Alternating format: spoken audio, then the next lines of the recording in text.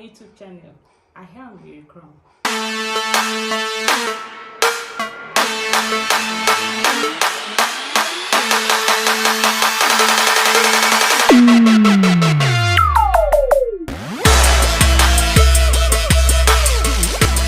On today's episode, we will be talking more about Nigeria government yesterday and today. Now, why this part is very important is that most of all these things, you see them in your exams. Your common entrance, your G2, your government, if you want to go into politics, you see them. Now, first I want to ask here, let me ask questions. This is our Nigerian flag. Our flag is green, white, green. The green represents what we call agriculture, and that's the white for peace. We have our coat of arms. Who knows what the eagle represents? I'm asking a question now. Who knows what the eagle stands for? Now listen. The eagle represents strength of Nigeria. The horses for dignity, and that's letter Y. The two important rivers we have in Nigeria, which is Niger River and the river. The flower represents the beauty and the fertile soil of Nigeria, and our motto is unity, faith, peace, and progress. You see, we have our national anthem, and we have our national flag also. And what we have here is called the Greek colonial times. Yes, in ancient Nigeria, different parts of Nigeria were ruled by kings. In the north by the emirs and sultans, the west by the Onis, the Obas, and the east by the Obis and the Izis. You also have other kings. People like Oba Ovoranwe of Benin, Oba Kutu, a king of Lagos, and this one is called Nana Olumo of Ichekiri. He ruled the Niger Delta area, and this is to very honesty, Greek towns, things like Calabar, Kosovo. Those people ruled us on the cover of British, and the first to come was Lord Lugard.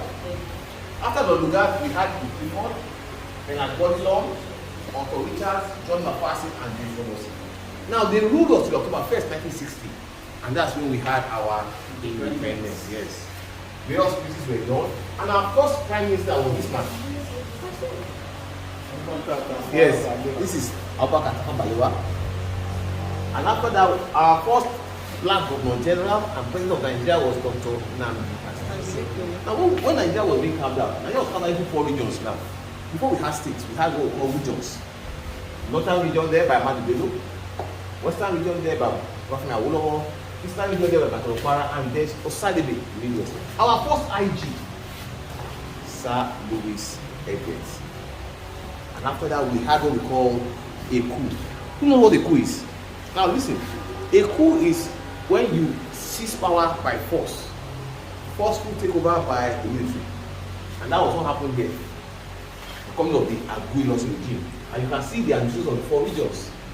Eglefadu in the west, Ojimego Ojukwu in the east, Akode Ejo, Midwest, and Usman Katsina in the north. This man here is called Chukwuma Kaduna Nzogu. It was Nzogu that led the takeover, and it was Nzogu that killed Tafawa Balewa. And Ahmadu Bello did the coup. And after he did that,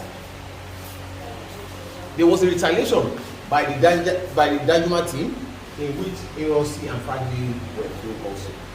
And that was how Gowon came to power. During Gowon's time, in 1967, we had a civil war called the Biafra War. But before the war started, they had a meeting called the Abuja Accord. That was a meeting that happened in Accra, Ghana. That was unsuccessful. The meeting didn't go well, and like I said, the war started and Ojukwu was defeated. Now this man here is called Philip Effiong. When Ojukwu was defeated, he was the deputy to Ojukwu, and this was when he surrendered to the Nigerian army. In 1975, after the war, like I said, we had that government, Muritala government, and it was being assisted by this man, Olusegun Obasanjo. Now, during Muritala's time, Muritala was the one that united Nigeria into 3 main ethnic groups, which you know today as Hausa, Igbo, Yoruba, yes. Very shelter and people. People love Muritala. Muritala was on his way to the mosque when he was assassinated by this man. And he is Lieutenant Colonel Suka Ukadinka. And this is the car that Muritala was in when he was assassinated. And the way it happened was that there was a sniper shot. Who knows what the sniper rifle is? Yes. Yes, those that when you can shoot, you can zoom. Shot from there and shoot. 30 bullets in the chest. When the bullet hit Murtala, the driver zoomed on, but they had mounted roadblock on all the exits. They came to the checkpoint, told the driver to stop, you don't want to stop, they now open fire. See bullet holes, the glasses, they spray the car with bullets. That was how Murtala was killed. But because people love Murtala and people are moved to that gate, people rejected Dimka's coup. That was how Dimka here was caught and he was also killed also. Now that this event took place in Lagos here, there's a place called Obalende, close to Dodan Barracks. That's where it happened. And Dimka was also killed when those was here also. The Bar Beach, which is now the Eko Atlantic today. Now, like I said, when they were killed, because Olusegun Obasanjo was deputy, Murtala was now made head of state, and he appointed Shehu Yar'Adua as his deputy. In 1979, people said we don't want military, I want to choose who will rule us, and we had our first election, which Shagari won under the party of NPN. Parties came out, parties like NPN, UPN, ERP, NPP, GNPP, and so on. Although Shagari won under NPN, we made Alex Ekweme his vice, to wire Senate, Ume Ezeoke Speaker, and Fatai William Chief Justice. And after that, in 1993, we went back to military rule anymore. We went back, yes, Ume Ezeoke, he was the speaker. In 1983, we had another coup, and that was coming up Muhammadu Buhari regime. And this is when Muhammadu Buhari first came into power, and he was being assisted by this man, Tunde Diago. Now, most of the policies were made by Tunde Diago. They brought policies like war against people, anti-corruption, law and order. But not quite long, we had that. Babangida came to power. When Babangida came to power, he brought people like Sani Abacha, being the army staff. I come with general staff. Exminia was the ID, document defense. Now, so during the time we had a lot of problems. It was inflation, corruption, unemployment. Our naira lost the value. At the end, we said we don't want him anymore. And we had an election, which a man called Chief MKO, Abiola, yes. He ran that part of SDP. He won, and they annulled the G12. After the annulment, we had the ATM government. Under the Shomeko. And that's him then, Sani Abacha Secretary for Defense. But not up to 3 months, Abacha seized power. During Abacha's time, we had a lot more problems. There was inflation, corruption. They were looting the economy. At the end, he died in power. Some people said he died by an apple, that he was poisoned. Or he died in power. And when he died in power, Abdulsalam. That's Abdulsalam there with Micah. He'd be there. Then we had sanctions from the G8. The G8 are world power countries. But Nigeria is a democratic country, and you cannot rule except you are being elected into office. That was how we went back to the polls again, in which Olusegun Obasanjo ran under the party of PDP. He won and made Atiku Abubakar the vice and did 2 terms, that's 8 years. He was making a bid for a 3rd term, which was not approved, and that was how Umar Yar'Adua ran under PDP also. He won, he was Jonathan the vice. The Bankole was the speaker. Umar Yar'Adua, 2 years into his government, he was sick. He died in power. When he died in power, Jonathan completed the tenure of the vice. After Jonathan completed Umar Yar'Adua's tenure, he ran. Jonathan ran, he won. Then Amadi Sambo, the vice. David Mark, Senate, and Amin Tambuwa was the speaker.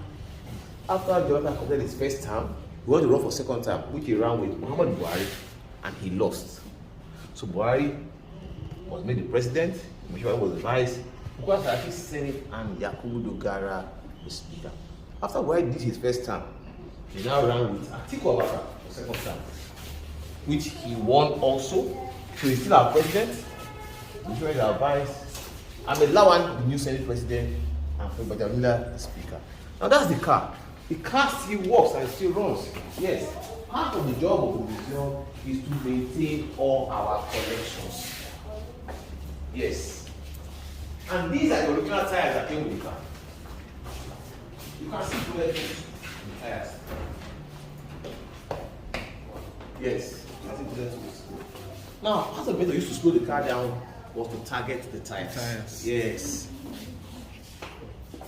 And like I said, because the museum is a place that conserves things, we maintain it. From that time, we run the car so that the leg doesn't become stiff, to keep the car alive. The name of the car is a Mercedes-Benz 230.6. And because of the good things Muritala did, our Lagos airport is named after him. Yes. If you check the 29 currency, his picture is there. You see his name in the streets in Lagos, Kano, Abuja, Jos, Port Harcourt, all around Nigeria. And by February next year, the car will now be 47 years old in the museum. Now, when Muritala was assassinated, the car was taken by Nigerian Army Intelligence and there was an investigation. And 56 bullets were recovered inside. And that is Nigerian government yesterday and today. So I hope you enjoyed my talk. Yes. Wow. Thank you so much. Yes. Wow. Thank you. Wow.